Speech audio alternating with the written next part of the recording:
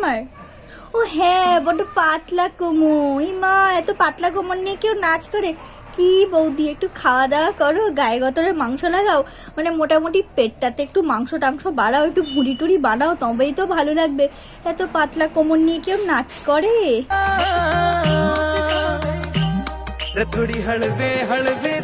Deer girls, এই যে ভাবো না যে মালাইকার মতো কোমর আর বারবি ডলের মতো রোগা ছিপছিপে শরীর না হলে তোমাকে সেক্সি লাগবে না, তাই জন্য জিমেতে গিয়ে আয়রন করে, মানে বডিতে আয়রন করে সিট আপ পুশ আপ মেরে রোগা ছিপছিপে, ওইসব এখন অতীত।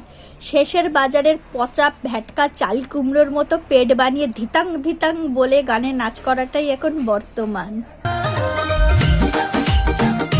আমার না কালো মনে একটা কালো প্রশ্ন, এদের এত ট্যালেন্ট আর এদের এত কনফিডেন্স আসে কোথা থেকে? না, আমি জানতে চাই এদের এত কনফিডেন্স আসে কোথা থেকে? আমার সামান্য পেট নিয়ে তাই আমি কিছু করতে পারি না, কিছু খেতে গেলে শুধু লোকে বলে অত খাস না, মোটা হয়ে যাচ্ছিস, ওটা পড়িস না, তোর ভুঁড়ি বেড়ে যাচ্ছে। মাঝে মাঝে তো নিজেকে মনে হয় যেন 9 মাসে 6 মাসের পেট।